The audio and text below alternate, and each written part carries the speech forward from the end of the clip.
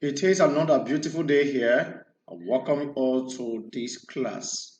As you have seen on your screen, my class with you today is grammar, or should I term it as lessons and structure?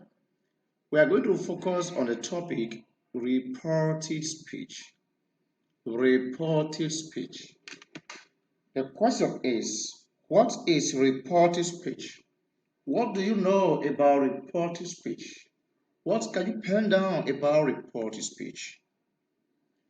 We all know that most often we tell others what we hear. So, telling others what we hear is reporting a speech. We don't usually report what we have not heard, except we are telling something from our own originality. So, reported speech is when we tell someone what another person said. There are two good ways to do this.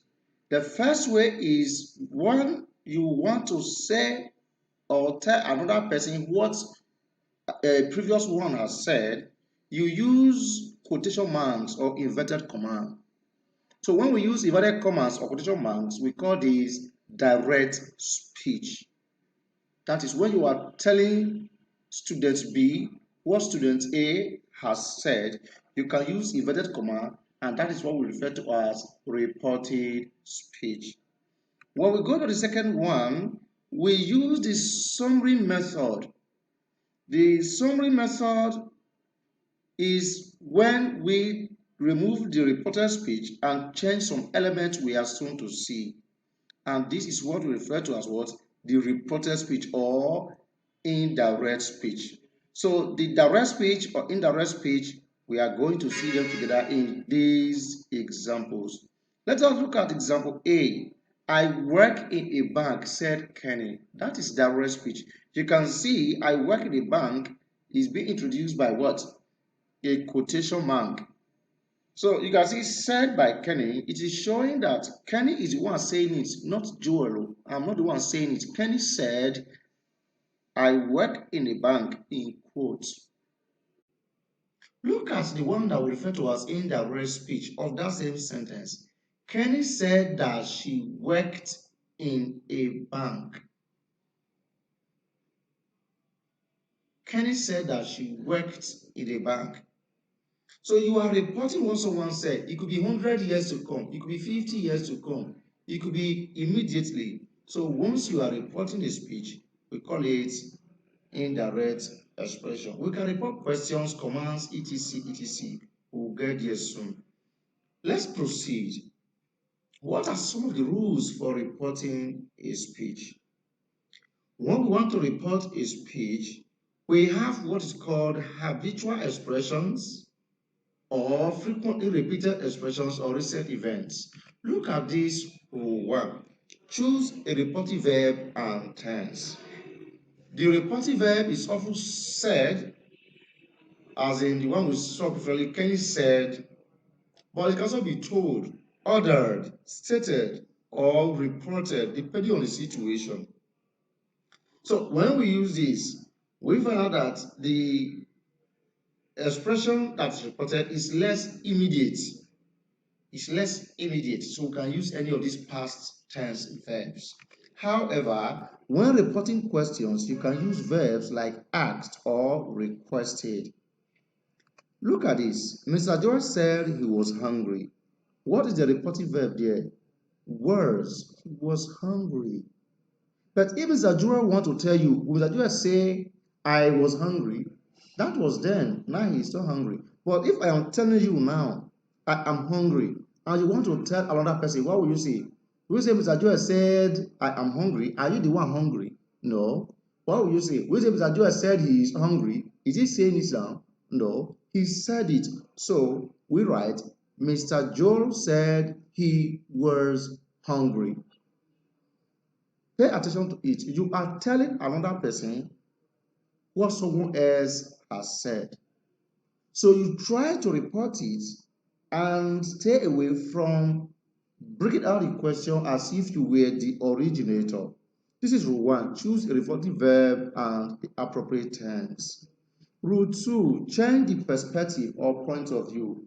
Here we are going to see about 9 cues that we will use. In this point of view, we are talking about the narrative technique, what pronoun is being used. Look at this expression. We say we always change I to become he or she or they. That is I or we to all this. For example, I am going to school. Tell your friend what I said. What will you say? Will you say, I am going to school? I don't going to school. No, you will not turn I to he. He said he was going to school. That is it. We are coming. What did they say? They said they were coming. Do you get that? So we have subject nouns can become what? They. Or plural I, which is we, becomes what? They. But I on its own becomes he or she. Let's take the second one. Right, today I have 9 points to give you here. Me becomes him or her. This book is for me. What did I say? Or maybe another person asked me, what did he say? He said that the book was for him. Did you hear that?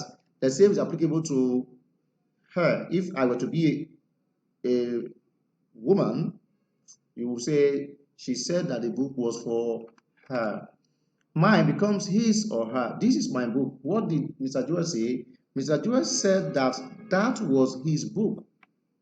Or Mr. Joel said that was his book. The librarian said that was her book. Instead of saying my book. He says that equal to mine. Mine becomes his or hers. Our becomes their. Ours becomes theirs.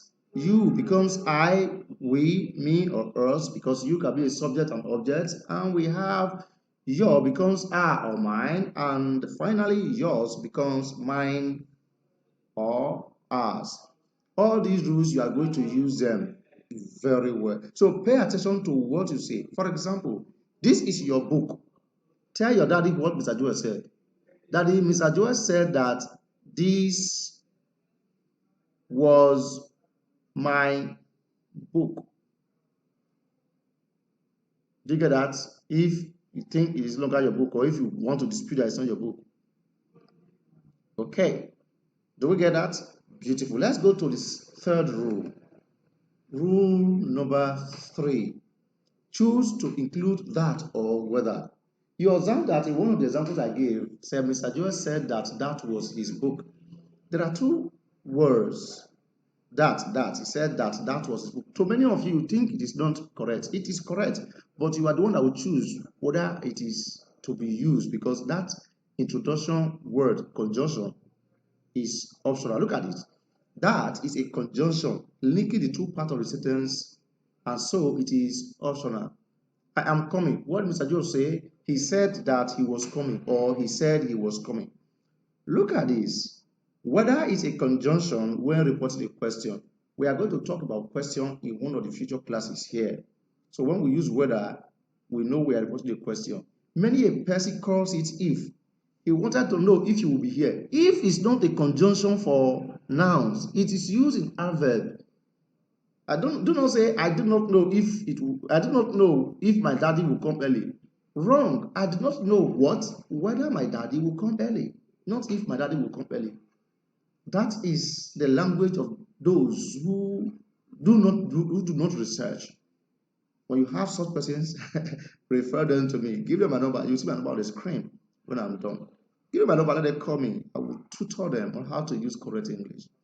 And now we have Ebuka said he preferred oranges to apples. Do you see the that in parentheses? Yes. It shows that it is optional. You could say Ebuka said that he preferred oranges to apples, or Ebuka said he preferred oranges to apples. Let's go to another rule. That should be rule number 4 now. Oh, I titled this rule 1 and 2 again. All right, this is rule number 4. You know, I'll give you 1 and 2, 3 and 4 now. Choose the right tense. Here you have to decide which tense you are to use. Is it present tense or past tense? This is the trickiest part of reported speech. Do not forget, I use the word trickiest, very tricky. Here you have to decide whether to backsheet the tense according to each aspect or leave it as it is. What do I mean by backshift? To backshift the tense is to report the verb in the past tense or leave it as it is. You leave the verb as it is if you are reporting a universally accepted truth or fact. Look at these examples. 1. I can cook noodles, said Ibrahim. Is this universally accepted? No. So it's only Ibrahim that can tell us whether he can cook noodles or not. But if you want to tell us what Ibrahim said, what will you say? You report. He said that he can now becomes what? Could. You have chosen the right tense. Using could to replace can. So he said that he could cook noodles. You can see that the cook remains because the can is a helper to cook. So it is the can that we are focusing our attention on. That is why we are backshifting the tense from can to could past tense. Look at yet another example. The teacher said the earth is spherical. The earth, is it flat or rectangular or spherical? Definitely, you know, is spherical. So when you want to report this, what do you say? Your report will be the teacher said that the earth is spherical, not that the earth was spherical. So you say that the earth is spherical. Then let's continue with this. If this is how you have been, remember that we have several rules that will help us to work on reporter speech. So do not look down on any of these rules. Use them accordingly, because when you use the rules the way it should be, you will be very happy. If you have any challenge in what we have said so far, do not hesitate to send a message to me on the number on your screen or drop your complaint on the comment box. I'm here to attend to you. Once again, thank you for attending the class. It's your boy, J-O-E-L, as it is pronounced, Joel.